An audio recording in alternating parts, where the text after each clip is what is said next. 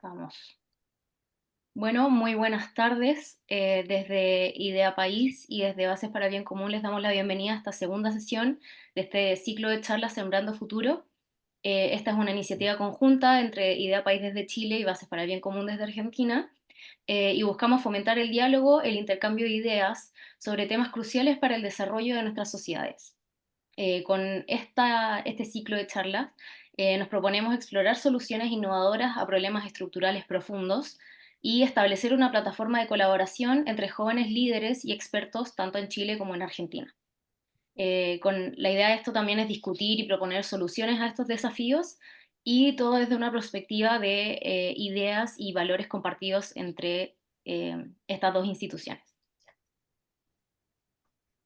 Así es, María Paz. En la sesión de hoy, el tema que nos convoca es solidaridad y subsidiariedad como herramientas para responder a una pregunta crucial para ambas naciones, que es cómo atender al malestar social.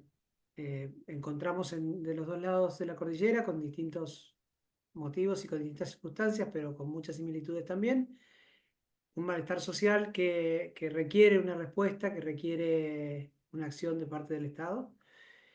Y tenemos en juego, dentro de estos valores y principios compartidos que bien decía Paz, el concepto de subsidiariedad y solidaridad como herramientas a entrar en juego, ¿no? Entonces hoy contamos con dos expositores que son José Miguel González y Pablo Dávoli. Ellos nos van a hacer cada uno a su tiempo una pequeña análisis sobre esta pregunta y buscando empezar a desarrollar una respuesta.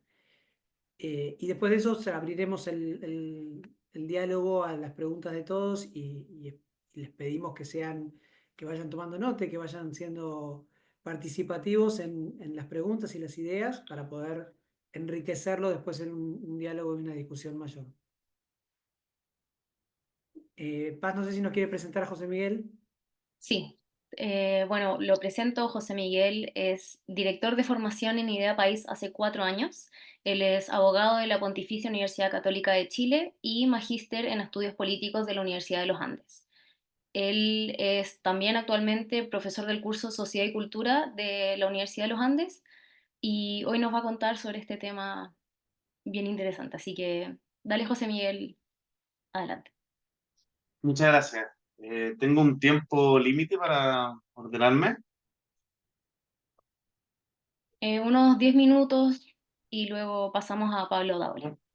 Sí, solo modo de referencia. Mucho gusto, muchas gracias, María Paz, muchas gracias, Santiago, ambas instituciones, su nombre, por la invitación. Muy interesante, muy interpelante las preguntas planteadas, y también muchas gracias, Pablo, por ser copanelista en esta conversación. Veamos a dónde nos lleva.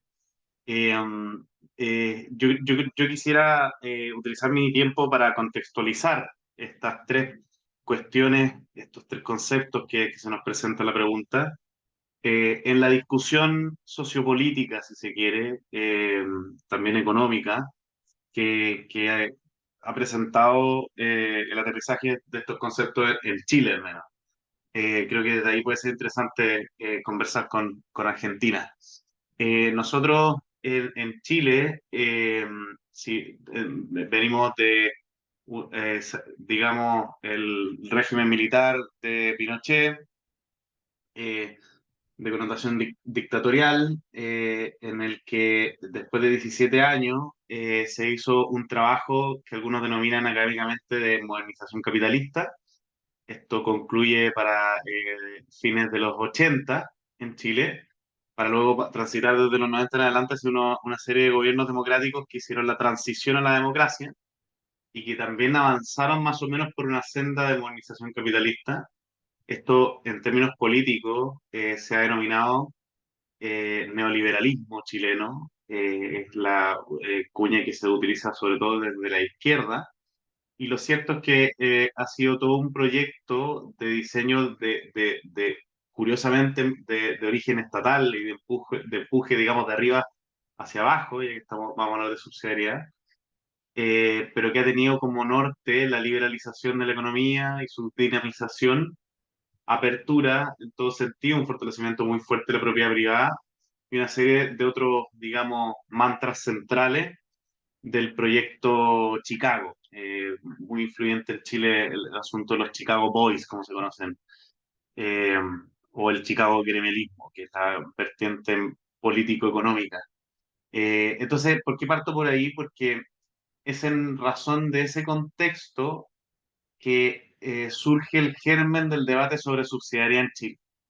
En Chile, voy a adelantar un verdadero spoiler, la subsidiariedad tiene muy mala prensa en el debate público. Solo para darle un contexto, un ejemplo concreto, en el primer proceso constituyente, nosotros tuvimos dos procesos constituyentes al hilo desde el 2019, pero en el primero, que fue uno de un texto súper radical y refundacional, de connotación muy progresista, que fue rechazado rotundamente por la ciudadanía, en ese proyecto se propuso como premisa para la discusión sobre qué tipo de Estado se quería en Chile, acabar con el Estado subsidiario.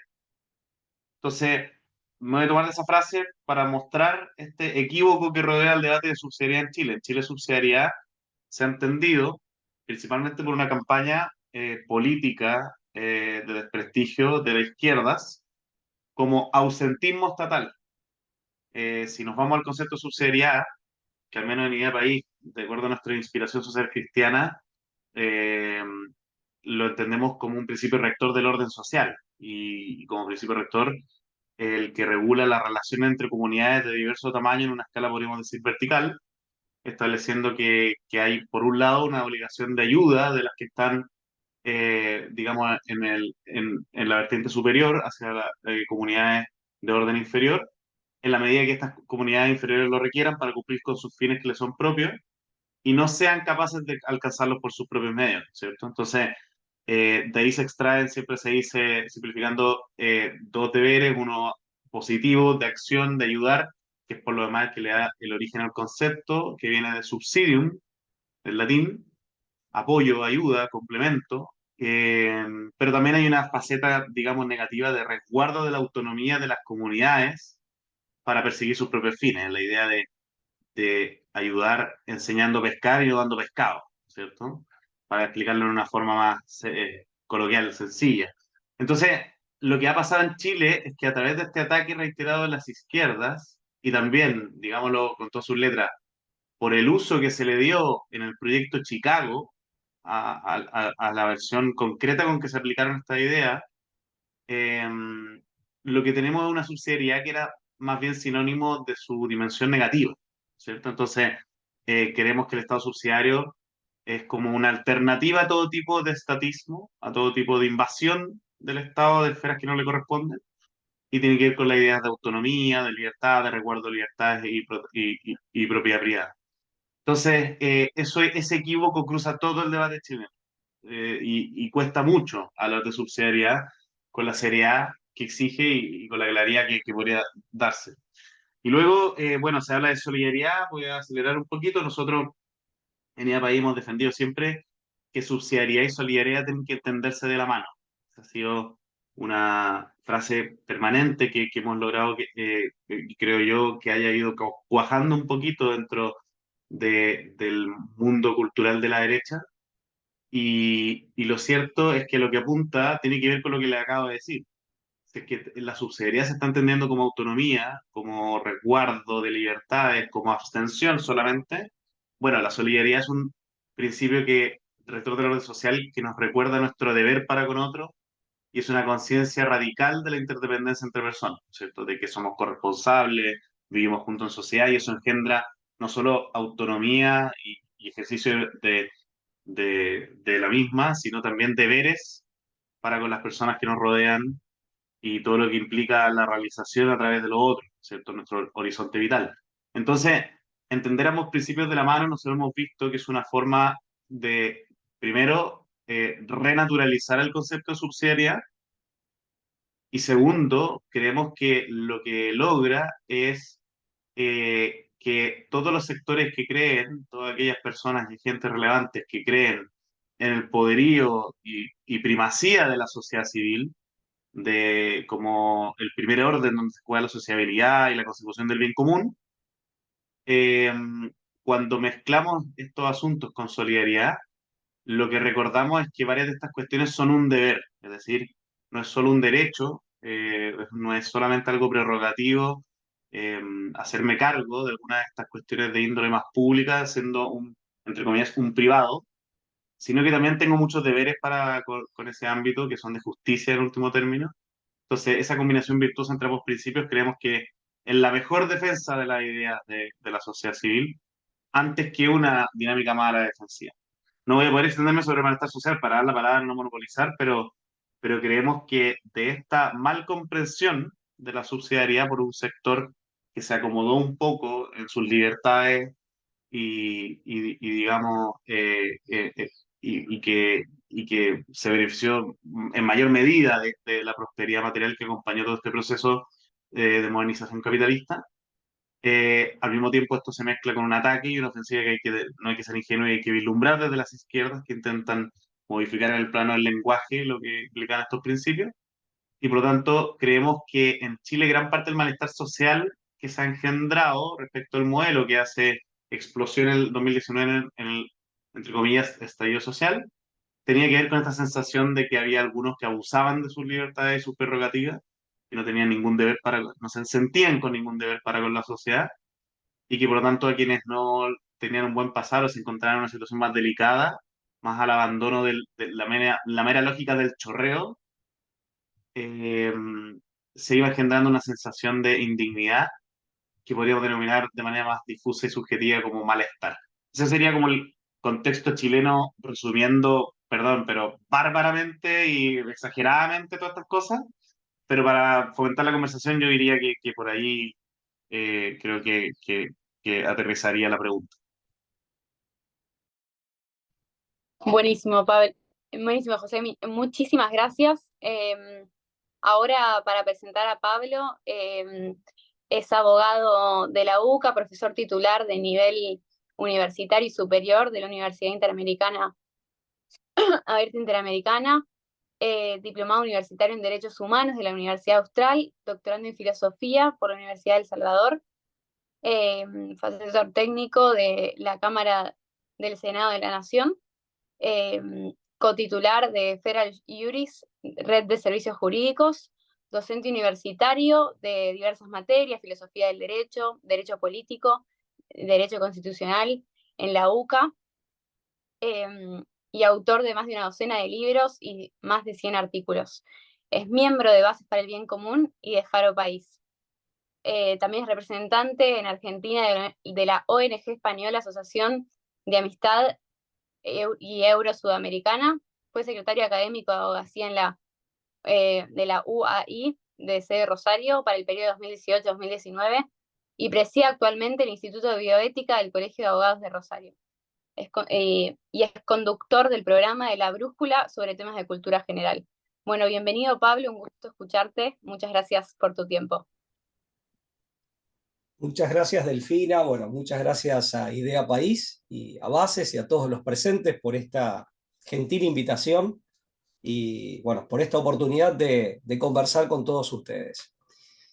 Yo, atento a la excelente exposición y esclarecedora exposición con la que me ha precedido nuestro amigo José Miguel, perdón, voy a focalizarme entonces en la parte del malestar, sin perjuicio de que después, en todo caso, en el transcurso de la plática puedo extenderme sobre subsidiariedad y solidaridad. Poniéndome a pensar sobre las causas del malestar y partiendo del malestar como un hecho, ¿no? Partiendo del malestar como un hecho fácilmente constatable y como un hecho de gravedad, de gran profundidad, de una profundidad abismal, me atrevería a decir. Un malestar que por un lado se percibe no solo en Argentina, evidentemente también en Chile y en otros países de nuestro contexto hispanoamericano, sino un malestar que también podemos advertir en otras latitudes, Europa Central, Europa Occidental, Estados Unidos, Canadá. Vale decir, no es un problema que sea privativo o que sea exclusivo de nuestros respectivos países, aunque ciertamente que en el contexto hispanoamericano y más específicamente el contexto más pequeño de nuestros respectivos países adquiere lo que aquí en Argentina diríamos salsa criolla, es decir, adquiere matices autóctonos. particularidades locales. A nivel general, entonces, yendo de lo más genérico a lo más específico y puntual, si yo tuviera que resumir también brutalmente, ¿no? Y con alguna audacia, con alguna temeridad, las causas de ese malestar, desde una perspectiva sociopolítica, diría que si vamos a las causas más generales, yo puntualizaría o haría foco en las siguientes causas. Un fenómeno de privatización del poder que ha dejado, por un lado, a la estructura estatal y sus respectivos órganos de gobierno, pero finalmente a las comunidades nacionales despojadas de poder efectivo y por lo tanto de ser protagonistas de su propio destino, fautores de su propia suerte. Esto en primer lugar. Hay un fenómeno claramente de emigración, de sustracción de poder. Eso en primer lugar, y se lo puede denominar, insisto, tal vez con alguna imprecisión, pero privatización del poder. El poder ha quedado en pocas manos y en manos que no son necesariamente representativas de nuestras comunidades nacionales ni de las sociedades menores que, con buen tino, el disertante precedente señalaba. Y ahí también la crisis de representatividad, que creo que es por todos conocida, aunque también esta obedece a otras causas, pero ciertamente que nuestras democracias están sumidas en una profunda crisis de representatividad que con el transcurso de los años, como tendencia general, aunque no sin matices, ciertamente que se ha agudizado. En tercer lugar, lo que un sociólogo fallecido en los años 90, sociólogo estadounidense, Christopher Lasch, señalaba la defección o denominaba defección de las élites. Son todos problemas que desde luego, todas causas, son todos factores que están desde luego asociados. Hay crisis de representatividad en gran medida por la privatización del poder, pero también, y aquí se es causa y al mismo tiempo consecuencia, también hay élites, clases dirigentes que defeccionan, por no decir abiertamente que traicionan.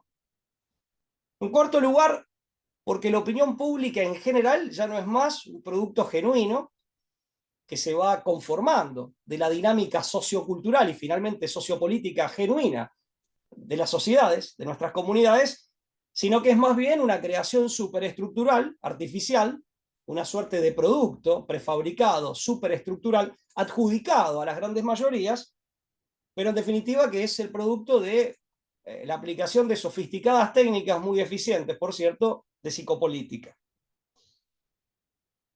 Para llegar, en definitiva, a la utilización de lo que finalmente aparece como aparato estatal. Yo me opongo a esta noción, pero ciertamente que es la noción de mayor vigencia, mal que me pese, la aplicación de agendas nocivas y de todo un ejército de expertos en marketing político o de personalidades carismáticas que se encargan de convencernos a los votantes de la bondad de estas agendas que nos son ajenas, pero que por lo demás, por lo general, no nos van a terminar siendo satisfactorias. Todo esto concluye en lo que un profesor de la Universidad Católica Argentina, de la Pontificia Universidad Católica Argentina de Buenos Aires, Luis María Bandieri, denomina el vaciamiento de las democracias por extravío del pueblo. En este contexto, el conjunto del pueblo no puede operar como tal. Se ve reducido a mera masa, convalidante en una mecánica electoral de cierta frecuencia y nada más. Un adocenamiento de gente que como sujeto político ha desaparecido, que no se puede constituir como pueblo. Esto es particularmente grave en cualquier democracia, creo que incluso bajo otras formas de gobierno, ¿no? Ya aún defendiendo la reyesía, la monarquía tal como era concebida en el medioevo, la monarquía católica, Tomás de Aquino asignaba un lugar muy importante e indispensable al pueblo. Ni hablar en una forma de gobierno que se pretende democrática, que se presenta como tal, y ni hablar en Hispanoamérica, en donde por lo menos aquí en Argentina, todo el proceso revolucionario de principios del siglo XIX, sobre el cual, más allá de las opiniones que podamos tener al respecto, sobre el cual han terminado conformándose nuestros respectivos estados nacionales, comienza con un grito frente al Cabildo de Buenos Aires, aunque con vocación continental. El pueblo quiere saber de qué se trata. El pueblo como sujeto político está extraviado. está prácticamente diluido, desaparecido. En Hispanoamérica, más específicamente, porque esto creo que en general es aplicable a un contexto más general, yo señalaría, y va de la mano con el planteo precedente, y ahora vamos a lo más específico de Hispanoamérica, señalaría el fenómeno del extrañamiento, fenómeno este estudiado por un filósofo argentino contemporáneo, Alberto Buela, que habla del extrañamiento de nosotros mismos. El gran problema que tenemos en Hispanoamérica, en la base, es el extrañamiento, no solo por estas causas, que son más bien de las últimas décadas y de nuestra contemporaneidad, sino porque ya desde el siglo XIX nuestros pueblos no han logrado cuajar, o mejor dicho, nuestras comunidades nacionales no han logrado cuajar en estructuras institucionales conforme a la naturaleza de nuestros respectivos pueblos, conforme a las particularidades, peculiaridades, necesidades y también vocación histórica de nuestros respectivos pueblos. Hay, desde el siglo XIX en adelante, siempre con matices, con marchas y contramarchas, con vueltas y contravueltas, un extrañamiento, entre otras cosas, porque hay una institucionalidad que no nos refleja y que deja muchas veces como única expresión política genuina, desde los basamentos de nuestras comunidades, expresiones políticas que son disruptivas, como el motín, como la rebelión, etc. Fíjense que todavía seguimos analizando nuestras realidades políticas con categorías que aún en Europa, donde han nacido, ya, digamos, son tenidas por anacrónicas, pero que aparte nunca reflejaron bien ni pudieron explicar bien nuestra propia realidad sociopolítica. Esto es grave porque ni siquiera nos permite pensarnos bien, ni hablar de proyectarnos bien y de construir una institucionalidad acorde a nuestros legítimos intereses, características, necesidades y, como decía antes, vocación histórica.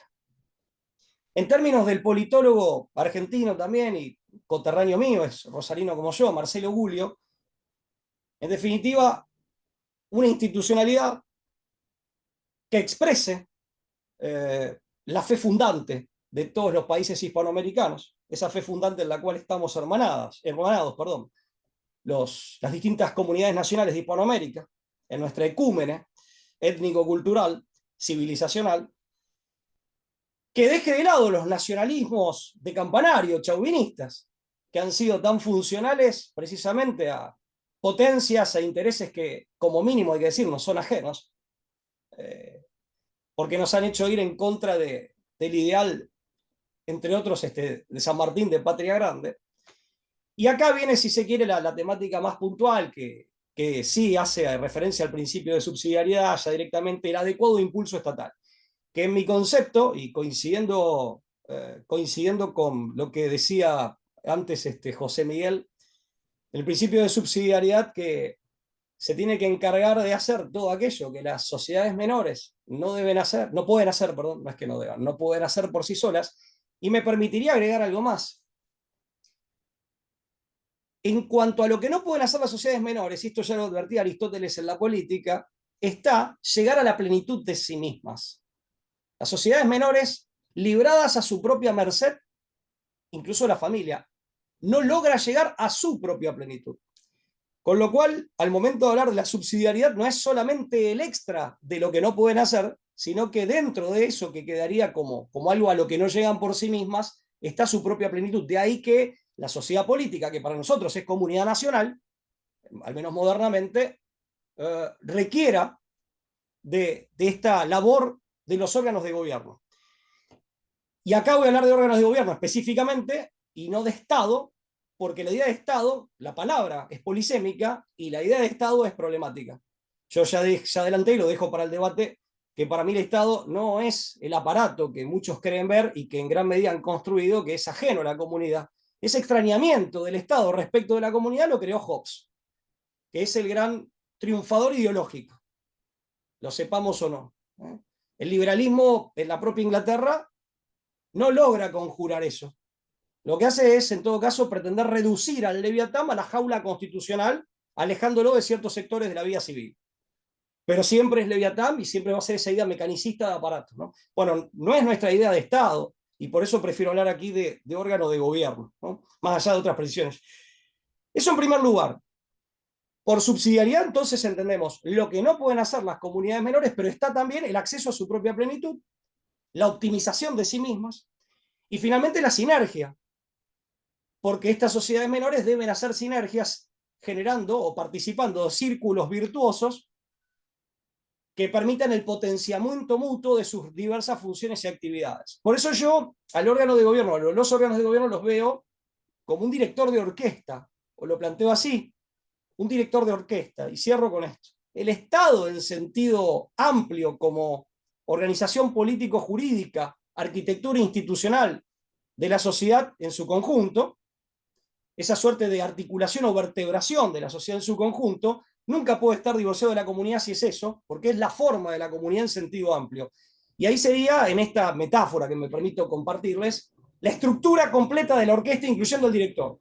Ahora, el Estado como órgano de gobierno es como el director de una orquesta, que se encarga justamente de que cada uno tocando lo que tiene que tocar, en armonía con los demás, garantizando esas armonías y potenciaciones mutuas, se llegue a la sinfonía nacional. Y una buena constitución es la partitura, si es que contiene un proyecto nacional que no es la mera idea de constitución liberal, ¿no? que en esto nos queda chica. Bueno, este es un poco el planteo que yo quería compartirles, pero bueno, quedo a disposición para continuar el diálogo a continuación, valga la redundancia. Muchísimas gracias, Pablo.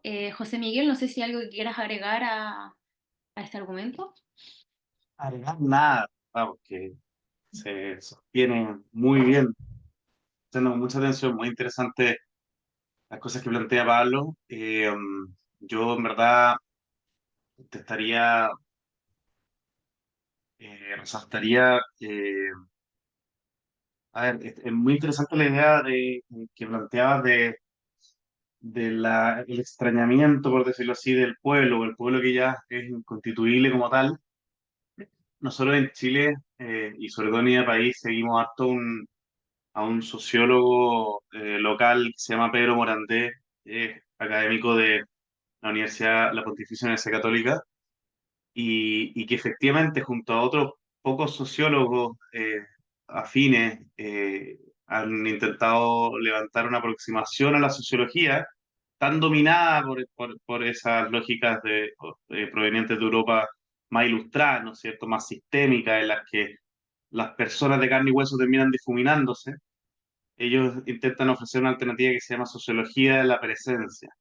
Efectivamente, solo para aterrizar esto que a veces se puede elevar mucho, él propone que el Estado moderno que se haya introducido en Latinoamérica, sobre todo estudia él, eh, es ilustrado y racionalista, y es una serie de aparatos, digamos, tal como la jaula weberiana que tú describías, eh, que en el fondo él lo traduce en cultura escrita. Y dice que es una gran serie de normas escritas positivas y hace un paralelo entre la cultura escrita y la cultura oral. Él dice, en la cultura oral, que es la más característica de la transmisión cultural y el proceso de configuración de la identidad latinoamericana, tú en la cultura oral, para transmitir tus valores, tus tradiciones, tu uso y tus costumbres, etcétera, todo lo que le da forma a la identidad de un pueblo, requieres sí o sí del encuentro entre dos personas. Y el encuentro entre dos personas que por lo demás suele estar caracterizado por una transmisión intergeneracional, personas de carne y hueso que se encuentran. Entonces, estudia hartos ritos bien característicos de la cultura latinoamericana, eh, como la fiesta, los distintos tipos de festividades, la religiosidad popular, y uno se va dando cuenta de que efectivamente en la cultura oral hay una cuestión presencial real. Sobre todo importa lo de la presencialidad ante el paradigma virtual, creo yo, que eso nos está introduciendo por tantos lados, y lo compara con lo que ocurre en la cultura escrita, donde yo voy transfiriendo a través de normas positivas lo que es un pueblo, pero ahí las cosas quedan en un texto y ese texto o argumento se ve enfrentado luego de manera en frío a una persona aislada. Uno lee solo, digamos, por decirlo de una forma. Y finalmente la metáfora que quería decir, que es muy interesante, esto está en un texto, si no me equivoco, que puedo enviar, está en una revista Punta y Cómoda del IES, un instituto de estudio de la sociedad bien afín a nosotros acá en Chile, eh, que se llama Identidad Local y Cultura Popular, y él dice, esto es como Sancho Panza y el Quijote. Entonces, si nos vamos al Quijote de la Mancha, que más o menos recordaremos, el Quijote lo homologa a la cultura escrita. Dice el Quijote, una persona que de tanto leer, se le introducen ideas en su cabeza que no tienen correlato con la realidad, tanto sí que ve gigantes donde hay molinos y todo lo demás que recordaremos del Quijote.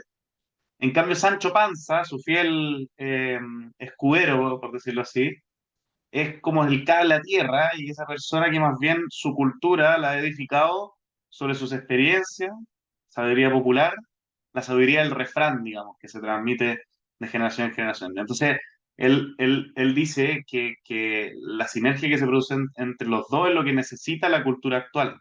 Es decir, que todo esto aparato, burocracia, normas positivas, en la medida que no tengan correlato con lo que de verdad está ocurriendo y no miren primero a lo que realmente está ocurriendo entre las personas, generan este extrañamiento, y como decía Pablo, que yo creo que es muy real. Y él dice que tanto es así que si uno lee el Quijote completo se dará cuenta de que cuando se separa el Quijote de Sancho Panza es cuando en definitiva el Quijote termina muriendo. Esa es la metáfora que creo que es bien decidora. Queda en un caparazón vacío. Solo eso agregaría y creo que es muy interesante ese debate y uno se preguntará qué tiene que ver con todo esto. Bueno, el malestar, entre otras cosas, creo que es sensación de indignidad y la indignidad, el hecho de verme obscurecido frente a otro en mi carácter de persona humana de valor infinito, eh, entre otras cosas se produce por este extrañamiento, ¿no es cierto? El hecho de que muchas veces, dice Morandé también, las personas a veces para el Estado, por ejemplo, una persona que experimenta pobreza, dice, para el Estado moderno los pobres son simplemente un problema.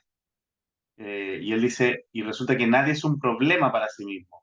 Antes que todas estas personas que experimentan una dificultad, que es seria, que hay que enfrentar como un desafío y también como un problema, pero antes que todo se nos olvida que hay una persona ahí con un bagaje cultural, con una serie de cuestiones que hay que cuidar. Toda esa aproximación distinta yo creo que puede ser un guiño interesante. Bueno, da para hablar mucho de las cosas que dijo Pablo, eh, pero bueno, no quiero extenderme más de la cuenta.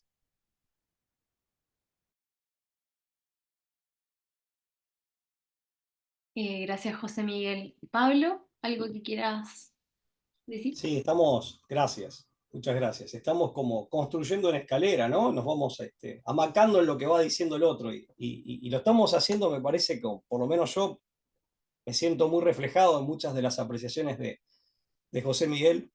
Y pensaba, tomaba nota atentamente cuando José Miguel exponía estos puntos de vista. Totalmente de acuerdo. Bueno, un lugar de extrañamiento y tal vez por eso este sociólogo que hace sociología de la presencia, muy interesante, me lo apunté especialmente y te agradezco el dato, José Miguel. Eh, claro, entre la cultura oral y la cultura escrita en estos contextos se me ocurre que este contraste, porque no tiene por qué haber un contraste, si lo hay, tal vez la causa sea, esto en algún punto es problemático, y por lo menos aquí lo estamos presentando de esa manera, se me ocurre que tal vez la causa es que ese extrañamiento también abarca nuestras estructuras institucionales académicas, a la institucionalización de lo académico. Entonces queda aquello que brota de lo más genuino, de la sustancia identitaria y de la historia de nuestras comunidades, queda ajeno y a veces hasta tildado injustamente como indigno de toda la reflexión académica. O a lo sumo se lo toma como se toma una pieza de museo, o eventualmente, no sé, para hacer o en el caso de los cirujanos y la medicina, para hacer o una autopsia o una biopsia, para diseccionarlo y se lo disecciona con un instrumental que nos es completamente ajeno y que aparte no solo es una cuestión de ajenidad, sino que además queda claro que, digamos, es muy cuestionable de que eso ajeno sea mejor, a menos de que hubiera requerido de una adaptación en todo caso para ser adoptado como propio, porque yo no me niego a esa posibilidad.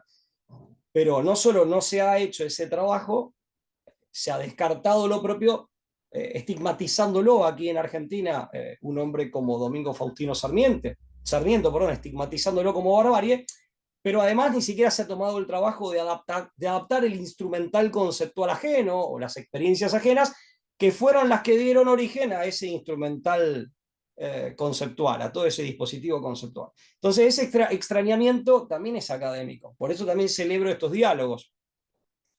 Eso en primer lugar. En cuanto a la presencia y todo lo que decía José Miguel recién, sí, yo aquí me apunté para mí el lazo afectivo. Nosotros, y creo que el hombre en general, aunque en nuestras culturas esto está muy marcado, ciertamente, o tiene canales de expresión de mayor elocuencia, no tenemos una vinculación meramente intelectual como pretende el racionalismo cartesiano y sus derivados, ni siquiera con los conceptos, pero mucho menos con las realidades, sea la realidad del otro, eso ni hablar del semejante, del hermano, pero las realidades en general. Y ahí me acordaba de, aportando o llamando la atención sobre este ingrediente afectivo, que sí se da en la presencia, pero comienza a desvanecerse o a verse imposibilitado, digamos, con otros modos de comunicación y con otras convenciones aplicadas a la comunicación. Me acordaba de la definición de comunidad política de San Agustín, ¿no? Decía que definitivamente compartir la cotidianeidad de la convivencia y el terruño eran aquellos hombres que comparten los mismos amores y las mismas leyes. Con los valores pasa esto también, ¿no? Para hablarlo en una terminología más asequible a nuestra época. Los valores se encarnan y a esto le podemos llamar virtud. Y el valor no solamente es objeto de conocimiento, conceptualización y de reflexión y justificación teórica, sino que al valorárselo precisamente, se lo ama. Se lo ama y hay una vinculación efectiva. Y las leyes vienen después. Justamente en este extrañamiento, a veces las leyes quieren que el hombre argentino, y estimo que pasará en los otros países de Hispanoamérica, ustedes me dirán si pasa de vuestro, hay leyes que pretenden que nos comportemos de un modo que nosotros no valoramos, que al contrario rechazamos como disvalioso. Entonces, aquí viene todo intento también de, a veces yo hablaba de psicopolítica antes, ¿no? Decir, bueno, esto hay que concientizar, y concientizar no es simplemente informar o llamarte a una reflexión, que puede ser muy valiosa, porque ciertamente que hay cosas que hay que cambiar, no es que algo por ser propio o provenir de pasado va a estar bien por ese simple hecho, sino que se trata simplemente de que dejes de lado, sin presentar resistencia y sin que esto sea problemático para quien lo quiera hacer, lo que traes como bagaje, que también señalaba José Miguel, como propio, y lo cambies por otro modo de vida. Y ahí aparece también la indignidad. ¿Por qué? No solo aparece la angustia de vivir de un modo que nos es ajeno y que no se conforma con nuestras necesidades, intereses legítimos y vocaciones, vocación personal y una vocación finalmente histórica, nacional. Yo siempre digo que todo proyecto de vida, para obtener no solo posibilidad de relación, sino plenitud de sentido, tiene que estar inmerso en un proyecto nacional. Y el proyecto nacional tiene que abrazar y articular todos los proyectos de vida. Después, por ejemplo, el pensamiento europeo en la modernidad en esto nos ha llevado o al individualismo o al colectivismo. Nunca ha llegado a esto que aquí en Argentina se le suele llamar tercera posición, para diferenciarse, ¿no? Pero bueno, es una manera de llamar. Que no es ni una cosa ni la otra, ni tampoco es un término medio, es otra manera de concebir que es orgánica y que es de armonía. Es griega en realidad, es una manera griega, mediterránea de concebir las cosas, en armonía, en una armonía potencial que el hombre tiene el deber de desplegar en acto histórico, comunitario. Por eso no hablamos de colectivo, tampoco hablamos de comunidad. Pero bueno, volviendo al tema del amor, los valores se aman y después vienen las leyes que de algún modo plasman o captan esos valores y hacen la articulación de la vida social. Un párrafo aparte, que me olvidé de aclararlo antes, cuando yo hablé del adecuado impulso estatal, esto nos lleva a la temática así del rol del Estado o del gobierno, de los órganos de gobierno, en distintas áreas de las funciones sociales o Yo en este criterio también sostengo, a la luz de lo que expuse antes, un criterio eminentemente realista y pragmático. No creo en reglas fijas al respecto. Creo con Tocqueville, o como autores como el conde, voy a citar a otro francés ilustre, el conde, y también noble como Alexis de Tocqueville, de origen noble, pero de esa nobleza agraria del interior de Francia, no aburguesada. Alexis de Tocqueville, creo que en definitiva, o esto lo decía, perdón, el conde de Bonald, en definitiva, esto, hasta dónde llega la labor del gobierno ejerciendo este principio de subsidiariedad depende de cada circunstancia. Hay principios que sí son universales en eso, pero después, en la praxis, la concretación de eso, la concreción, perdón, concreción de eso, iba a decir concretización y me dije es muy largo, no, concreción de eso, discúlpenme, es flexible, completamente flexible, y dependerá de las circunstancias geohistóricas y socioculturales. Simplemente eso, lo quería agregar. Pero volviendo al tema del amor y de las leyes, fíjense, o sea, todo el tiempo nos confrontamos con leyes que pretenden hacernos vivir de un modo que no se adecúa a nuestras concepciones, percepciones y valoraciones de la vida y a lo que amamos de la vida en base a eso. Ahí, y hay una indignidad, no solo por digamos, la afrenta que esto significa, sino que además el intento digamos, de que esto nos sea impuesto, tanto más cuando la imposición no pretende ser por la fuerza, sino de una manera velada y por lo tanto deshonesta, eso también afrenta, digamos, afrenta nuestra dignidad, porque además nos convierte en objetos. Y esto, desde una lectura bien tradicional, es un horror en términos de atropello a la dignidad humana, pero desde lecturas más modernas, como puede ser la kantiana, también nos reduce a todos a la condición de objeto, y de un objeto maleable destinado a ser manipulado y formateado por otros que se han arrogado ese lugar sin pedirnos permiso, ¿no? Y vaya a saber, a veces con buena intención, pero a veces ni siquiera eso. Igual aquí en Argentina decimos, estimo que en Chile también, que de buenas intenciones está pavimentado el camino al infierno, ¿no?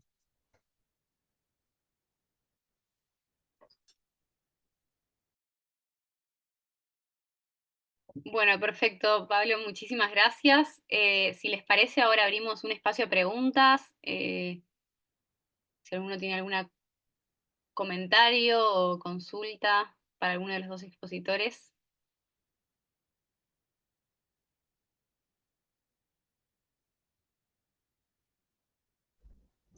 ¿Sí? Hola, mi nombre es Sami, estoy con el computador de mi señora Tania.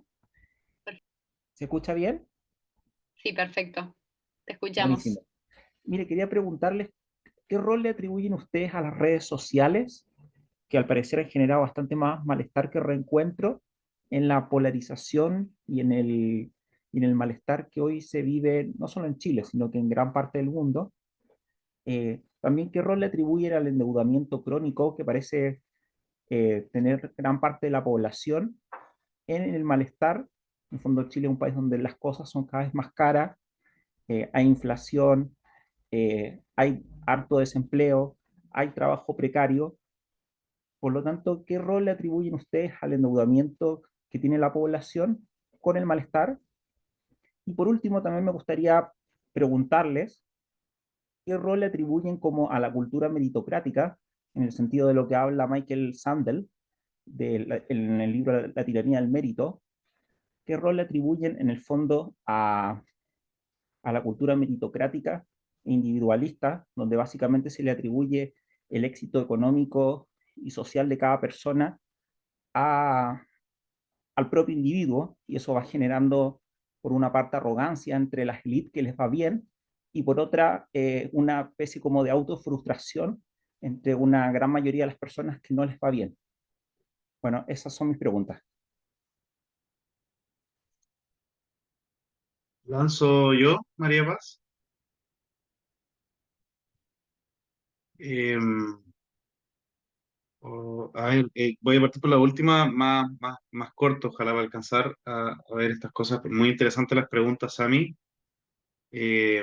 Sobre la teoría de Sandel acerca del mérito, que expresa en la tiranía del mérito, me parece persuasiva a priori la gran premisa de que efectivamente un régimen que, digamos, exacerba la justificación meritocrática de la posición que ocupan sus élites, entre comillas, eh, puede efectivamente estar transmitiendo a todo quien no llegue, por decirlo así, a dicho lugar, que su fracaso se debe a su responsabilidad, y al mismo tiempo está justificando a priori la posición social que ocupan quienes están arriba en el mérito individual, y eso se puede traducir efectivamente, puede conducir, esto lo digo en términos bien condicionales, a una premisa individualista de yo me debo a mí mismo, yo estoy aquí porque ocupo mi posición, cuando en realidad yo siempre cuando hablo de esto me acuerdo de Andrés Bello, gran figura intelectual para Chile, de origen venezolano, nacionalizado chileno, y quien introduciendo el mensaje de nuestro Código Civil, que por lo demás lo redacta él y sigue vigente desde 1855, una cosa notable ya que hemos hablado de cultura, de cuestiones que permanecen, etcétera. Y ahí él cuando habla del patrimonio y la regulación que nosotros tenemos de la herencia, él dice con mucha claridad que el patrimonio de una persona nunca es del todo individual, que todo lo que uno construye y alcanza y realiza durante su vida y va acumulando en términos de patrimonio, se va construyendo con las relaciones sociales que uno tiene, con los afectos, como Pablo lo indicaba muy bien, que uno tiene a su lado, con las ayudas que recibió en su pasado, digamos, y la serie de variables sociales que incluso pueden ser difusas que intervienen. Y por lo tanto, yo creo que de ahí hay una lección muy buena que colinda con lo que Sanders señala. Yo creo que igual hay que tener ojo con esto de la crítica meritocrática, porque detrás de la subsidiariedad hay una pseudo defensa de cierto nivel de mérito en ciertos ámbitos, ¿cierto? Creo que el debate sobre la selección en la educación, por ejemplo, es un fiel reflejo de que es delicado el asunto, de que hasta cierto punto no es lo mismo exigir mérito, por ejemplo, en el deporte, que en la academia, que en la educación. Hay una serie de límites y asuntos que atender, por lo que el asunto tampoco hay que tomarlo tan gruesamente, creo yo. Lo último que diría sobre ese punto es que eh, hay una cuestión que encuentro muy interpeladora de un gran politólogo que se llama Giovanni Sartori. eh, Él, cuando describe en un sentido normativo lo que deben ser las democracias, a propósito de la igualdad de oportunidades, habla de la élite, y hay algo que yo no había pensado hasta leerlo ahí, que es que usamos élites, que está asociado al debate del mérito, siempre de una manera meramente descriptiva. Hoy élite, cuando lo usamos en el debate público y aquí mismo, es quien está en el poder. Y si ustedes se fijan en la raíz etimológica de élite, que se puede remontar hasta el mundo clásico, digamos, y la aristocracia, es que quien es de élite, un deportista élite, es quien es el mejor. Y eso implica una forma de llegar al asunto mucho más meritocrática de verdad, de mayores responsabilidades, de excelencia. Élite tiene que ser el mejor. Entonces, se fijan que hoy élite es las élites socioeconómicas muchas veces, es decir, simplemente quien está hoy en la cima del poder socioeconómico, muchas veces asociado incluso al mero poder adquisitivo, se habla de élites económicas, pero en ningún caso estamos hablando ahí de élite en un sentido bien utilizado. Entonces, el concepto de élite bien entendido, como lo resalta Sartori, yo creo que nos conduce a un mejor entendimiento de estos asuntos. Sobre el endeudamiento crónico, yo estoy totalmente de acuerdo. Yo creo que el endeudamiento es uno de los mejores temas para comprender el malestar. Porque, a ver, ¿cómo reacciona ante el endeudamiento cierto mundo más economicista, más liberal, de ultranza, qué sé yo? Suele decir el endeudamiento es un mecanismo, digamos, e incluso muy vinculado al acceso al consumo y a ciertos bienes que no podría acceder si no tuviera acceso al crédito, ¿cierto? Yo esto lo he visto, para que no suene a mono de paja, aquí en Chile, a propósito del debate político, efectivamente, yo conozco casos de críticas sobre endeudamiento chileno, a las que estos sectores más economicistas creo yo, dicen por qué se critica el sobreendeudamiento. Esto demuestra ignorancia económica, porque el endeudamiento sería esto otro, ¿no es cierto? Acceso a bienes, o algo que apoya a las familias, qué sé yo.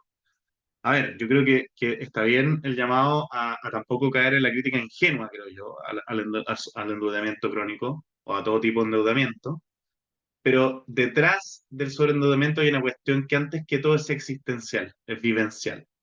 Yo difícilmente puedo tener una vida en bienestar, ya que estamos hablando de malestar, cuando cargo con una serie de pesos para llegar hasta fin de mes y una deuda que se alarga y cargo con intereses, es una cuestión que aniquila el presente, ya que hemos hablado de la presencia.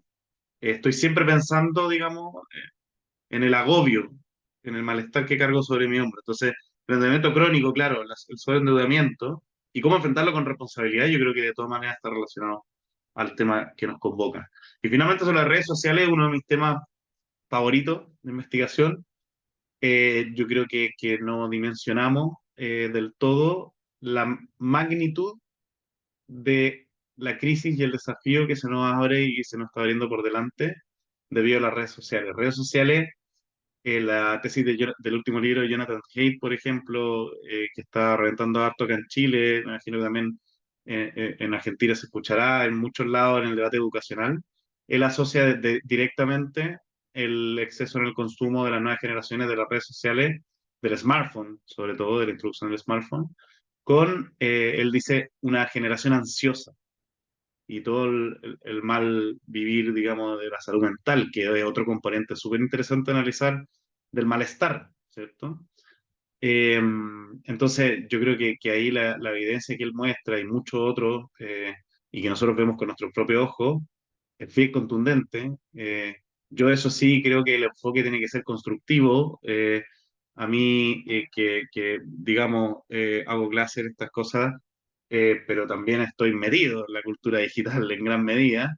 Yo siempre me he persuadido más de la lógica más de aprender a gobernar estas cuestiones, cosa que nos lleva al plano de la virtud y al autodominio y qué sé yo, antes que a desechar esta cuestión digamos, convertirse en un ermitaño digital, que es un poco radical, aunque quien puede hacerlo, puede hacerlo. Pero sí, las redes sociales, yo solo para resumir, porque hablan mucho, tienen un problema de individuación, es decir, las redes sociales, irónicamente por cómo se titulan redes sociales, en las redes sociales lo cierto es que nos desconectan de la gente presente que tenemos al lado, para intentar conectarnos con gente no presente con la que tenemos relaciones virtuales, pero relaciones que como vínculo social pesan muy poco. Son vínculos muy instrumentales, son, como diría Sigmund Bauman, comunidades perchero, que duran lo que dura una relación efímera. O sea, cuando yo me siento interpretado por un reel, por un TikTok, y se lo mando a un amigo, aquí en Chile los jóvenes ahora dicen, soy, sí soy, eso lo responde con un amigo cuando se sienten identificados con algo. Ese tipo de comunidad y momento de compartir algo dura lo que, digamos, me demoro en scrollear al siguiente, ¿no es cierto? Entonces, estamos también cultivando una sociedad dopamínica, todo lo que eso significa, pero bueno, yo creo que en términos de inmediatez, de lo efímero, eh, y de lo poco satisfactorio en términos de vínculos sociales, se nos está introduciendo por vía de la cultura digital una cuestión que es gigantesca. Y bueno, los datos nos están mostrando generaciones muy golpeadas en términos existenciales, de sentido, nihilismo y de salud mental, que son estas cuestiones que podemos ver más desde afuera. Pero yo creo que hay una cuestión gigantesca ahí. Y ojo, no es tan difícil. Yo creo que se puede trabajar a nivel de sociedad civil. La propuesta de Jonathan Haidt es subsidiaria, ya que aprovechando la oportunidad para vincular los proyectos. Jonathan Haidt habla de rebelión social, que tenemos que organizarnos las comunidades entre padres, digamos, a través de los colegios en conjunto, para desconectarnos o aprender a gobernar estas cuestiones, digamos, y da varias recetas para contradecirlas. Así que hay esperanza, amigos. Y por otro lado, hay esperanza también porque estas cuestiones también se han estado regulando. Después de todo, detrás de las redes sociales, igual hay gigantes, hay empresas que están explotando nuestras adicciones, digamos. Y en Europa al menos hay buenas señales de regulación que yo creo que hay que mirar con atención.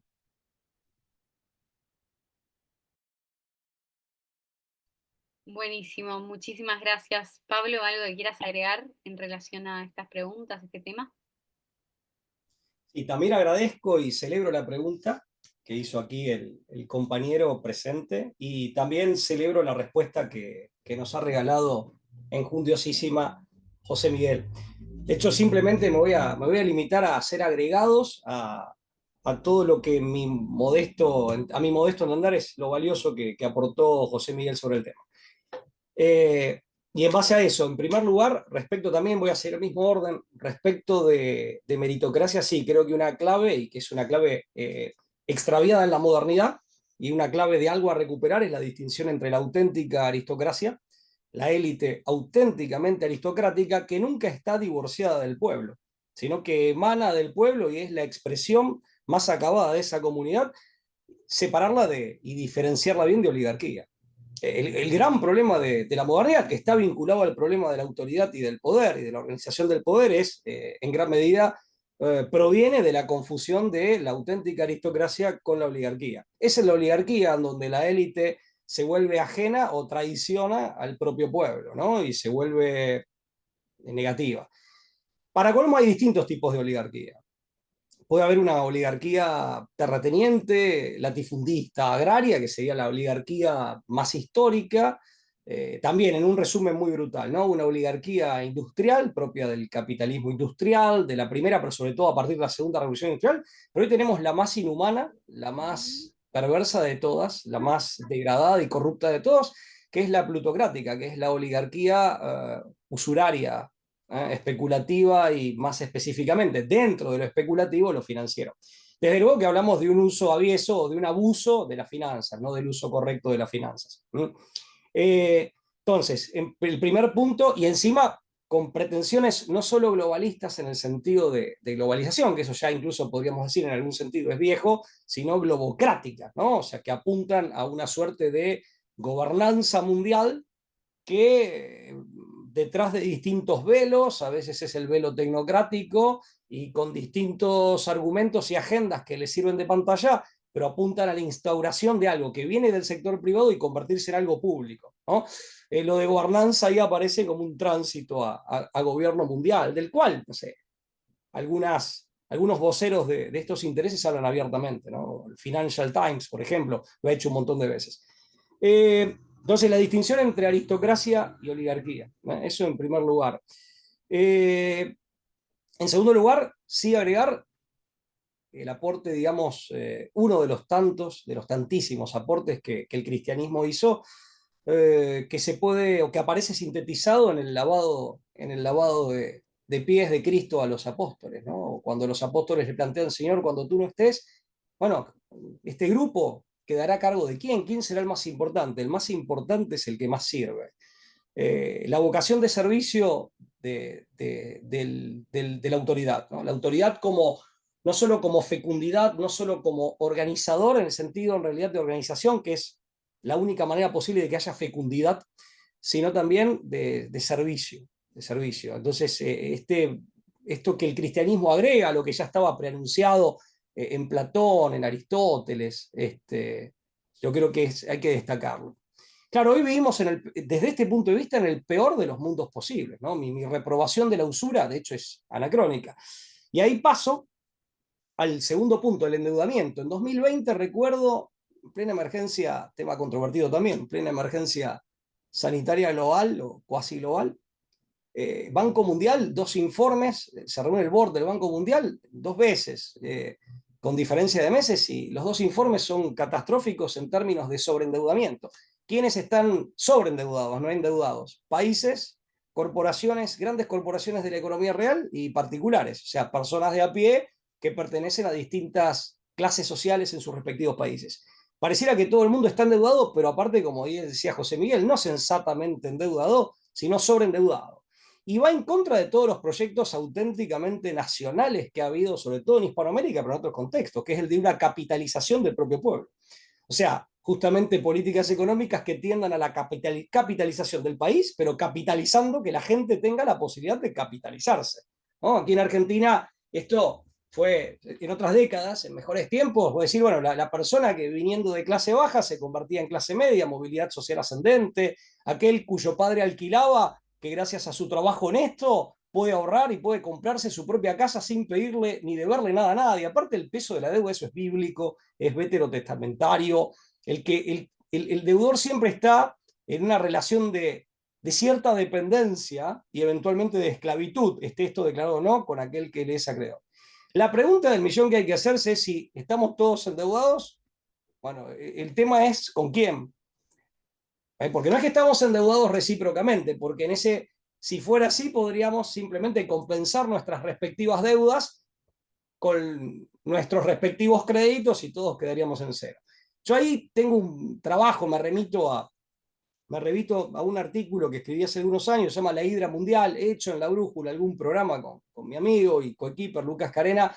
Bueno, ahí aparece parte de esa respuesta que fue sabiamente preanunciada, y esto fue denunciado hace mucho tiempo atrás, ya en 1931, por un papa de feliz memoria, Pío XI, en la encíclica Quadragésimo Anno, que hablaba de ese gobierno tiránico a través del crédito, ¿no? Quienes administran el crédito, no de acuerdo con las necesidades de la economía real, ni mucho menos de acuerdo con las necesidades sociales, sino que estrangulan a la economía real y a sociedades enteras las hacen arrodillar, manejando el crédito como quien administra la sangre de un organismo, ¿no? Nadie puede respirar siquiera en contra de su voluntad. Pío XI es encíclica, es digna de ser leída, leída y repasada, es breve y es de 1931, es una de las piezas más importantes. A esto él le llamaba imperialismo internacional del dinero, como nuevo tipo de imperialismo, distinto del imperialismo decimonónico, como cuando uno dice el imperialismo británico, que era un imperialismo asociado al capitalismo industrial y todavía atado a estados nacionales que desplegaban una política no de imperio, pero sí de imperialistas. En Argentina el problema del endeudamiento crónico somos el ejemplo de lo que no le tiene que pasar a ningún país, porque ese problema los últimos, desde el año 76 hasta acá, salvo alguna excepción muy parcial, por cierto, pero salvo alguna que otra excepción, y salvo matices que necesariamente hay que hacer, pero el proceso ha sido de pagar todo el tiempo para estar cada vez más endeudado. Y encima en esta suerte de negociación contraproducente, donde pago para estar más endeudado que antes, finalmente, a la postre, encima haciendo concesiones que son estratégicas y geopolíticamente inadmisibles. Alfonsín, por ejemplo, desactivando gran parte del proyecto nuclear argentino. Primer proyecto nuclear de toda Iberoamérica, pero aparte, cuarto del mundo en cuanto a su origen. ¿No? Esta fue una exigencia de los organismos multilaterales de crédito. Por una deuda aparte que encima tenía un origen jurídica y políticamente y éticamente espurio, porque había sido contraída en su mayor parte por una dictadura, por un gobierno ilegítimo, y habiendo argumentos para denunciar esto, ¿no? Y justificar no pagarlo, justamente por ese origen viciado. La doctrina de la deuda odiosa, que incluso se aplicó en Irak en 2003. El gobierno colocado por los estadounidenses lo aplicó. Entonces, y tiene aplicaciones reconocidas. Ahí hay un tema muy grave. Después, el presidente Menem en Argentina desactivó el proyecto misilístico argentino Cóndor 1, Cóndor 2, como una exigencia, como parte de un proceso de renegociación de deuda, que, insisto, tiene esta contraproducencia, amén de estas condicionalidades, como se les dice técnicamente, aunque es un neologismo bastante feo en castellano, en buen español, es pagar para seguir cada vez más endeudado. Insisto, hay matices, no es que todos han actuado de la misma manera, pero lo cierto es que el proceso ha tendido al agravamiento. Yo en este punto, si es el caso argentino, que creo que se puede estudiar como caso testigo, me remito al Tratado sobre la Deuda Pública Argentina de Héctor Luis Giuliano, tal vez el especialista que más conozca sobre el tema en mi país, y que tiene un tratado de más de 12 tomos, que aparte él generosamente lo pone a disposición en PDF en forma gratuita, no lucra con esto. Bueno, finalmente, la problemática de redes sociales. Totalmente de acuerdo con lo que decía José Miguel una vez más. Simplemente hago una doble lectura. Bueno, de hecho, estamos vinculándonos y vamos a publicitar este video. Yo se lo he pedido a mi amigo Santiago Riobó, justamente para publicitarlo por redes sociales. José Miguel dijo algo que me pareció, de todas las cosas muy buenas y muy interesantes que dijo, hay una que, digamos, que quiero destacar especialmente. Dijo, hay que gobernarlo. Ese es un criterio bien grecolatino, grecorromano, de una enorme sabiduría. No, no hay que amputarlo o cercenarlo. No es intrínsecamente malo, es simplemente cuestión de, y ese es el concepto de virtud, creo que el propio José Miguel lo aclaró, hay que gobernarlo y usarlo en el propio beneficio. De hecho, bueno, una de mis actividades es ser youtuber, uno bastante malo, por cierto. Imagínense que un hombre ya grande como yo, tengo casi 50 años, me peino con gominas, soy el anti-marketing, ¿no? Pero bueno, pero el programita más o menos anda, ya tiene unos 10 años y tiene sus seguidores. Bueno, no, hay que usarlo. Y ojo, puede dar resultados muy buenos. A mí me ha dado grandes satisfacciones. Y a veces, y recarga mis esperanzas. Que la esperanza se basa siempre en la fe, es una virtud teologal, pero también, bueno, viene a contribuir, ¿no? A sumar esperanza y, por supuesto, optimismo y toda la energía, todo el brío que esto implica. Sí, es verdad, y quiero también hacer referencia, pues este es un conversatorio, digamos, donde uno se expresa muy brevemente, o trata de hacerlo. Hay un libro, Disgenesia, de un autor argentino, porteño, es decir, de la ciudad de Buenos Aires, pero viviendo en Córdoba, que se llama Nicolás Ponsiglione.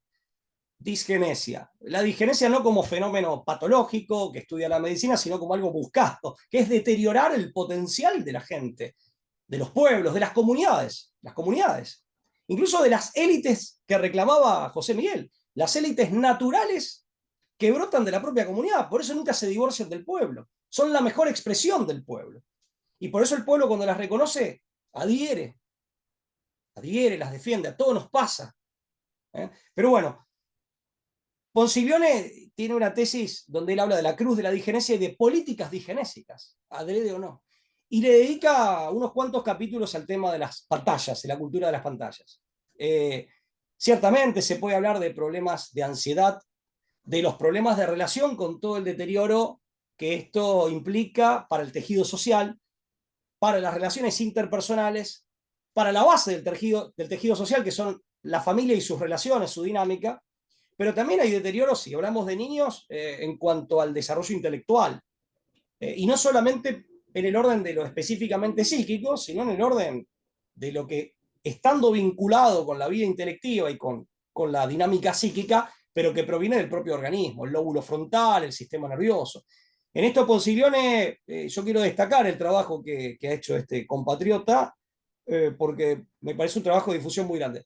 Mi señora, además, es psicóloga y, bueno, también me ha leccionado mucho al respecto, hay una abundante bibliografía. Entonces, en esto hay que, como dijo José Miguel, hay que saber utilizar estos recursos sin que estas herramientas nos perjudiquen, al contrario, para bien, para bien. Bueno, no, simplemente acá, para permitir que otros hagan uso de la palabra.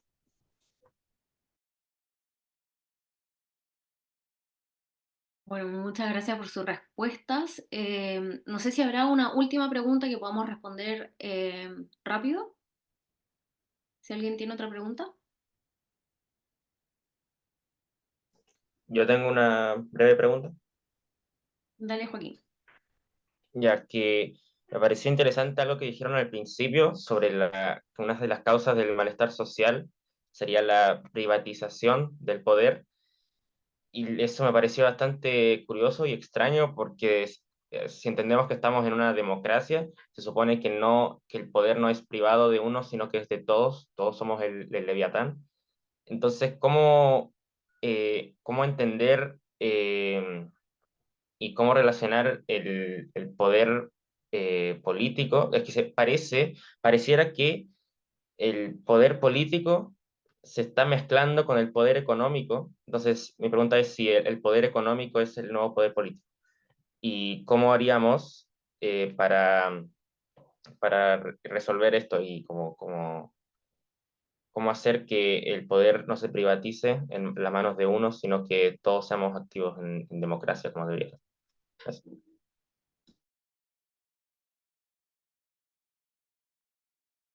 José Miguel o Pablo, no sé quién quiera responder primero. Gracias, José Miguel.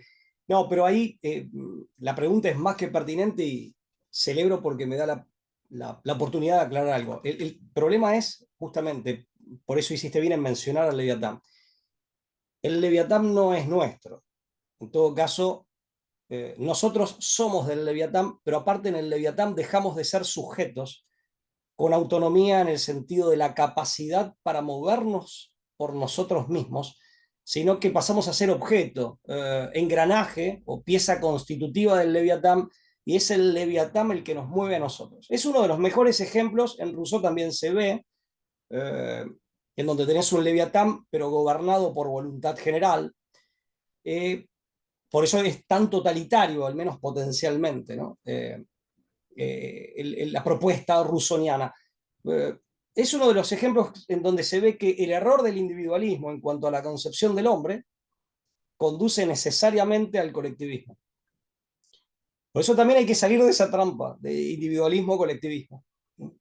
Y tenemos que volver a hablar incluso, pero bueno, ya que prensa parte que la sociedad es, entre otros errores conceptuales, es el producto de un pacto o contrato, en el caso de Rousseau, que es aleatorio, que es contingente, que es un mero producto de una razón instrumental, de una razón utilitaria, y no es nunca por amor al otro, ni porque hay un fenómeno de identificación o un hermanamiento de algún modo con el otro, sino que es por mera utilidad propia. La matriz anglosajona de pensamiento en ese sentido yo creo que nos hace hacer a todos, y a todo Occidente, le ha hecho hacer lecturas muy, muy tergiversantes de la realidad humana, sea a nivel más bien personal, aquí sí, individual propiamente hablando, y más social, que en definitiva son instancias de la persona humana, ¿no? Que no se pueden distinguir, pero no separar tampoco. Y aparte se da esta suerte de ping-pong, en donde uno pasa siempre, por así decir, de un extremo al otro, del individualismo al colectivismo. Ese tránsito también está en Rousseau. Y si no está dentro de un mismo sistema ideológico, estará entre dos ideologías contrapuestas. Como puede pasar entre liberalismo y marxismo, ¿no? Entonces hay un pimponeo permanente que nos impide, en cuanto a la lectura de la realidad, hacer una lectura más profunda y más veraz, porque la realidad es lo que es más lo que puede ser, o sea, lo que es potencialmente, ¿no? No solo lo que es en acto, y además nos impide formular soluciones que sean de utilidad. Y lo que vos decías es interesante, hablaste del poder político que pasó a ser poder económico, pero ahora vendría a ser el poder público. Sí, es que ese tránsito se está dando. Por eso hay que tener cuidado, digamos, en realidad yo creo que ya ese tránsito está, no del todo, pero está bastante avanzado. Por eso decía que las estructuras estatales concebidas en el fondo, se lo reconozca o no al modo leviatánico, hoy han quedado como secuestradas y aplican agendas. O sea, invocando una representación política que está muerta o muy deteriorada, aplican agendas, en rigor de verdad, que provienen de, si se quiere, de esas instancias de poder real o de aquellos que, bueno, de que son sus asalariados, ¿no? De aquellos think tanks que trabajan a sueldo de, porque aparte son emolumentos, son sueldos ciertamente que cuantiosos, así que es muy tentador. Y la habilidad del político es cómo se lo vende a su propia gente, en campaña o después. O sea, lamentablemente, no estoy defendiendo esto, lo estoy denunciando. Pareciera que la habilidad de un buen político es, si tiene un buen, a falta de carisma, un buen asesor de marketing, de imagen política, lo que en otra época era un relacionista público o propagandista, en el siglo XX. Alguien que te permita decir, bueno, ¿cómo convenzo a la gente de esta agenda que me vino preestablecida o que viene sugerida o indicada por otros, pero otros que se mantienen, digamos, con lo cual ahí tenés, que se mantienen fuera de la mirada del público, con lo cual ahí lo que tenés es también una transposición en donde lo que conocemos como clase dirigente o como la élite política ocupando la función pública vernácula, aparecen como gerentes. Por eso también, pero a ver, Christopher Lasch lo planteaba en Estados Unidos, imagínate, si lo planteaba en Estados Unidos, imagínate en nuestros países. Por eso, mira, poco antes de morir, en 2009, si no mal recuerdo, Brzezinski, gran geopolítico y un hombre que viene, es un insider de estos sectores, el hombre que nada menos que el clan Rockefeller puso, digamos, a cargo de la Comisión Trilateral, principios de los años 70, o sea, estamos hablando de una persona, digamos, que no era precisamente un ignorante de estos temas, y era parte del problema, no solo lo conocía bien, pero bueno, poco antes de morir en Chatham House, en Londres, él da una conferencia y decía que el principal desafío, pero él lo planteaba como algo negativo, como algo problemático que había que evitar, ¿eh? Él lo planteaba en estos términos, o con este sentido, que el principal desafío que había, que él avisoraba para los próximos años, era el despertar de la conciencia política de los pueblos. El despertar de la conciencia política de los pueblos y en particular de las clases medias, que son los que todavía mantienen, digamos, la posibilidad de estudiar, de satisfacer mínimamente sus necesidades básicas y mantienen un poco de libertad de acción, porque aquel que está despojado de todo no tiene libertad de acción. De hecho, bueno, lo voy a citar a Hegel. Hegel no es un autor de mi simpatía, pero no podemos dudar de que el hombre era inteligente. Y esto que él observaba era muy inteligente. O sea, la propiedad, la propiedad privada, llegar a ser propietario de tu casa sin debérsela a nadie, estar capitalizado, bueno, es la base material de la libertad. Aquel que está despojado de todo, ciertamente su libertad queda en estado famélico también, como muy probablemente y lamentablemente esté esa misma persona. Entonces, fíjate lo que decía Brzezinski, y lo veía como algo malo. Yo justamente apunto en ese sentido, al despertar de la conciencia política, que es como también dijo José Miguel al principio, es un deber. Son deberes, es un derecho, pero al mismo tiempo es un deber.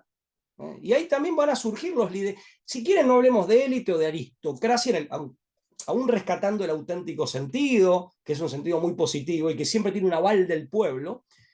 Hablemos de liderazgos naturales, que aparte son móviles y son polifacéticos. Vos podés ser líder en un aspecto y yo en otro. Y en ese otro aspecto donde vos sos líder, yo te digo, no, yo te quiero seguir a vos porque yo entiendo que vos este tema lo manejás mejor que yo, lo sabés mejor que yo, tenés un dominio de ese tema, de ese asunto mejor que el que podría tener yo, soy yo, y vos a la inversa para otros temas conmigo. En ese sentido, la vida social es muy rica. Bueno, eso es lo que podría contestar ahora. Buenísimo. Yo en verdad tomo nota de lo que dice Pablo, que me parece muy interesante. Yo aquí me declaro un poquito más ingenuo pero es uno de los debates más críticos, el de la relación entre el dinero y la política.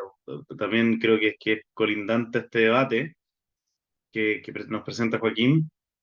Eh, Sin ir más lejos, me es inevitable pensar en el sinfín de debates que estamos teniendo nosotros en Chile con este tema. No es necesario que todos aquí lo conozcan, nuestros amigos trasandinos, pero eh, le planteo el siguiente dilema.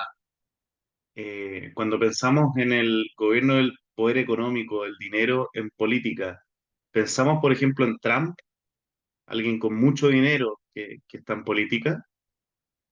Pensamos, por ejemplo, en el caso chileno, nosotros tenemos a Sebastián Piñera, que falleció dolorosamente hace pocos años y fue presidente dos veces. Alguien que era un verdadero, digamos, autofinanciado, era un mecenas en política, que hizo su propia carrera política destacada, pero siendo su propio financista, digamos. Entonces, ¿por qué planteo esto? Porque a veces también podemos cometer el equívoco de pensar que alguien con mucho dinero, alguien que digamos, está dentro del mundo del poder económico, en política, sería el adversario en esto. Pero curiosamente, y aquí los economistas y quienes estudian esto del financiamiento de la política, uno puede ver que a veces esto te puede ser factor de independencia. O sea, de hecho, con todo lo que yo me siento distante de Trump en muchos ámbitos, y con todo lo que yo me sentí, y en Idea País fuimos bien duros con Sebastián Piñera por su economicismo, por varias cuestiones en las que se caía, uno sí los notaba con mayor libertad en política. Uno los veía más desprovistos de cadenas y relaciones con el poder económico y, digamos, los poderes fácticos, por decirlo así, que otros políticos que directamente, digamos, dependían mucho más porque no tenían cómo autofinanciarse. Eso es lo primero. Entonces, yo creo que lo primero es que esta cuestión es un asunto difícil. ¿Cómo regulamos este asunto en sus distintos incentivos para quien esté en política no dependa de las personas, digamos, que no corresponde y se deba menos a la gente? Segundo, vamos a volver al origen de estas intervenciones, a mí aquí yo sí me distingo de la gente que trata esto desde los mecanismos de incentivo y las regulaciones y etcétera. Yo creo que la única solución real es volver a lo que Pablo denomina el despertar de la conciencia política. Si no entendemos la vocación política como una de servicio y de sentido del deber antes que otra cosa, nada de lo que digamos al respecto va a llegar a buen puerto. O sea, es así de simple. ¿No? Yo veo debates acá sobre cuánto puede ganar alguien haciendo tal o cual trabajo y si la plata va por aquí o por allá y cumple la regulación estatal al respecto y qué sé yo. Pero al final del día lo que necesitamos es que la gente que entra en política esté ahí antes que por servirse, por servir. Ahora, eso tampoco, y con eso cierro, puede ser como, tiene que haber aquí algo de aproximación pragmática, ¿no es cierto? Nosotros, ¿cuál es el desafío? No sé si, bueno, yo creo que es un desafío global, obvio, pero el desafío que experimentamos en una democracia liberal que está crujiendo, que está en la encrucijada, y que a la gente no le está haciendo sentido, es que a nuestra clase política lleguen los mejores. Y para que lleguen los mejores, inevitablemente en el mundo de hoy, uno tiene que pensar en el tema platas, ¿no es cierto? Entonces, es súper desafiante, nosotros lo experimentamos todo el tiempo, porque trabajamos en formación de jóvenes, eh, intentando llevarlos hacia lo público, con el desafío que eso implica, que nuestros jóvenes quieren hacer familia, y hacer familia significa pensar en el bienestar de mi hijo, aparte del bienestar de la patria, digamos.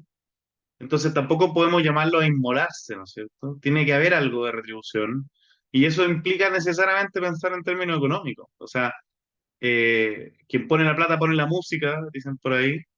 Y aquí hay un dicho bien popular, con plata baila el monkey, dicen.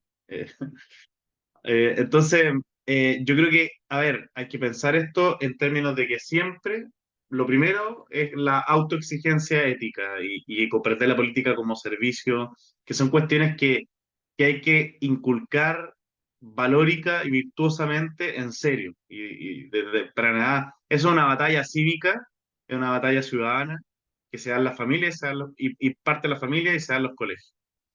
Pero pero a la vez tampoco eso se puede transformar, se entiende como en una aproximación ingenua, de que, entonces tenemos que llamar a la austeridad a todos nuestros políticos, porque inevitablemente, digamos, si es que queremos que tengan familia, que tengan proyectos familiares serios, que, etcétera, etcétera, etcétera, que puedan apostar a cierto bienestar mínimo material, los incentivos igual operan, existen, importan.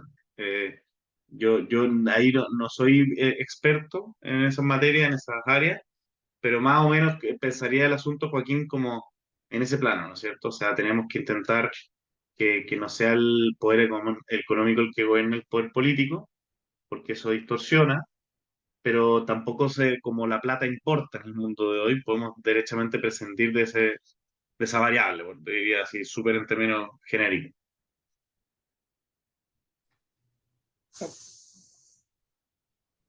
Dale, Pablo, si quieres decir algo. Una aclaración para abonar una distinción que está haciendo José Miguel. Sí, en efecto, cuando hablamos de la dependencia del poder político respecto de lo que se llama muy genéricamente también poder económico, partiendo de la premisa de que hay un fenómeno de concentración y de concentración que como tal es disfuncional, incluso económicamente, e injusta, ¿no? No es simplemente una reprobación desde una moral ajena a razones de orden político y económico, pero lo estamos planteando en términos de poderes, es decir, en términos sistémicos. O sea, yo por lo menos el planteo que yo hacía, y esto aprovecho para aclararlo, es en términos sistémicos y de grandes estructuras.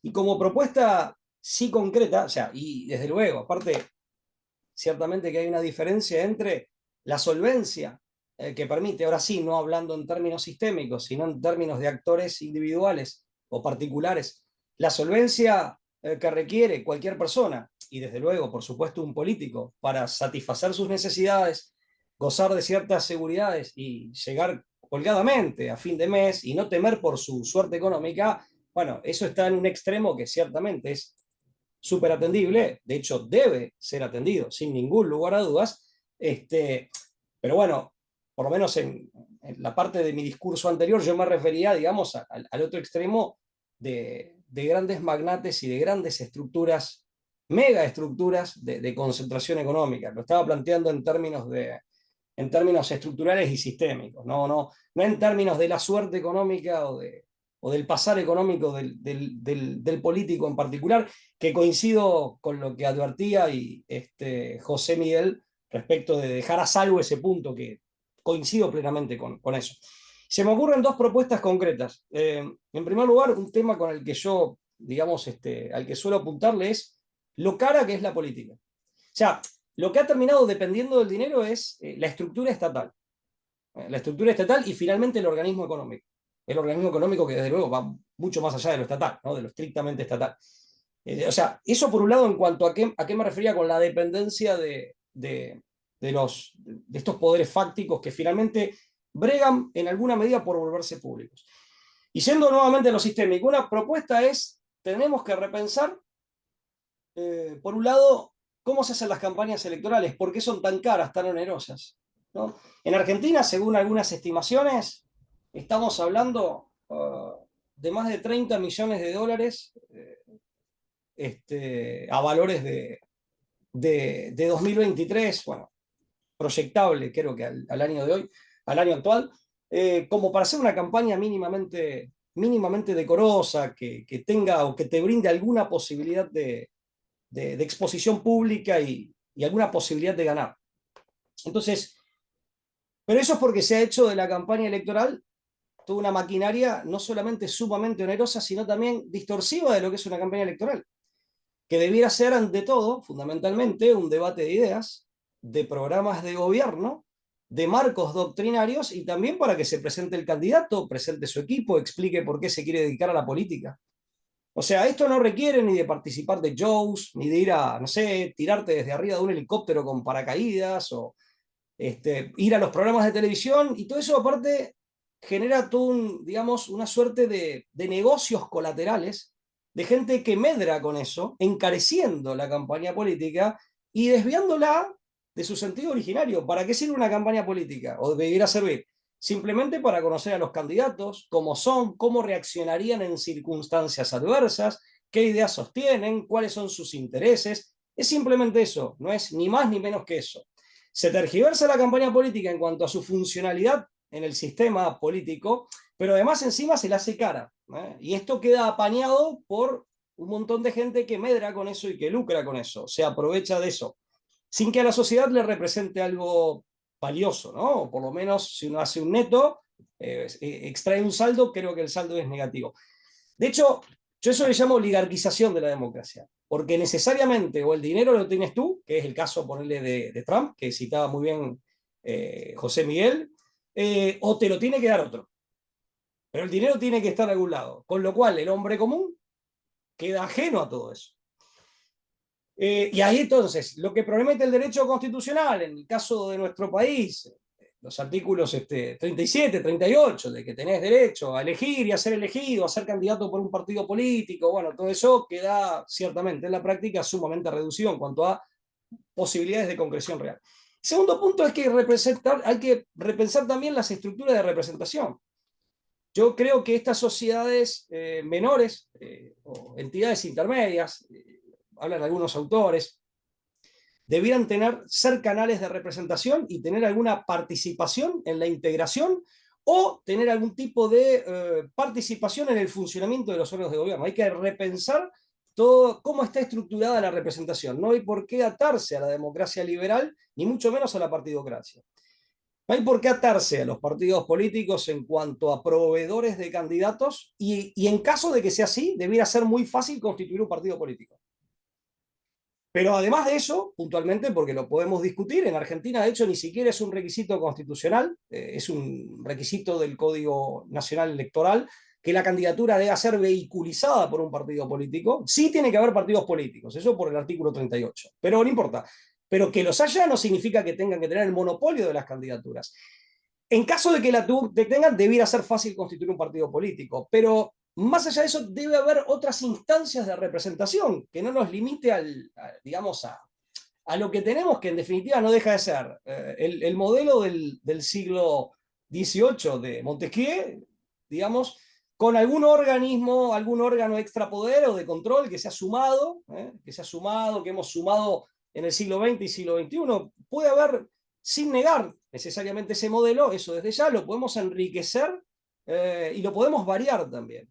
Yo siempre he sido un defensor, por ejemplo, e insisto, esto, bueno, también adhiero a lo que decía José Miguel, son temas delicados y hay que, digamos, merecen que se les ponga la lupa y que se afine el lápiz, por así decir, ¿no? Pero bueno, para plantear genéricamente el tema y advirtiendo que requiere después de muchas precisiones que habrá que ver cómo funcionarían en cada contexto, pero como una idea, una posible idea, y sin perjuicio de esas precisiones que vendrán después o que habría que hacer después, siempre he sido alguien que, digamos, mira con simpatía y como una posible solución instituciones como los consejos económicos sociales. Como órganos como mínimo que deben ser consultados, que sean representativos de las fuerzas productivas, tanto por el sector del trabajo como por el sector del capital, locales, para que no se puedan tomar decisiones de política económica, sea desde un ministerio, en el Poder Ejecutivo, o a través de la legislación, sea en el ámbito provincial, por ejemplo, municipal, o eventualmente el nacional, sin mínimamente consultar a los actores, los principales actores y los más representativos de los rubros involucrados de la economía nacional. Entonces, también tenemos que repensar o ponernos a, digamos, sí, a pensar y postular eventualmente nuevos ámbitos de representación que no necesariamente descartan los preexistentes y canales de representación, pero que sí vengan a enriquecer los modelos que hemos implementado, que claramente están agotados o por lo menos seriamente en crisis. Por último, en cuanto al despertar de la conciencia política, en la historia argentina hay casos de liderazgos donde, digamos, lo que pasa es que ahí sí ha habido digamos, un protagonismo del pueblo, o por lo menos de amplias franjas del pueblo, que han llevado líderes, digamos, al poder, ¿no? El caso claro, el fundador, perdón, no fundador, pero sí uno de los principales exponentes históricos de la Unión Cívica Radical, partido que es más que centenario en nuestro país, Hipólito Yrigoyen, y caso muy claro también de Juan Domingo Perón, ¿no? O sea, también puede haber una movilización popular que logre encaramar liderazgos, que logren institucionalizarse. Perón tenía una frase interesante, decía, o se gobierna con el pueblo o con los bancos, ¿no? Por eso, más allá de que él era un hombre que tenía su sueldo de militar, Irigoyen había sido comisario, o sea, vivían decentemente, pero de un sueldo. Pero bueno, al momento de construir poder y de llevar adelante una política, bueno, ciertamente que cuando hay una conciencia política en la población fuerte y activa, también hay una base de poder, de construcción de poder, sobre la cual que erige un liderazgo y que puede ese liderazgo institucionalizarse y hacer política. Pero bueno, yo no sé si en la posmodernidad tenemos, esto justamente arranqué diagnosticando un cierto extravío del pueblo, bueno, no pareciera ser el momento más propicio, no porque no lo desee, sino porque no pareciera ser el momento en donde estén dadas las condiciones, pero la historia da sorpresas y yo no tengo la bola de cristal, no hago futurología, así que podría pasar. Más allá de eso, insisto, el rol de las sociedades menores y a partir de las sociedades menores, que muchas veces están solo en la sociedad civil, pero no importa, que tengan un impacto o que de algún modo contribuyan a la estructura o a la dinámica de los órganos de gobierno, lo que conocemos como Estado, ahí puede haber también una solución interesante para este problema. Perfecto, muchísimas gracias José Miguel, muchísimas gracias Pablo, muchísimas gracias también a Bases para el Bien Común por acompañarnos en este proyecto y bueno, damos por finalizada la sesión de hoy. Estuvo muy interesante la conversación, así que se lo agradecemos mucho. Los dejamos invitados a la tercera sesión que va a ser el 24-26 de octubre y, y eso, muchas gracias por asistir y,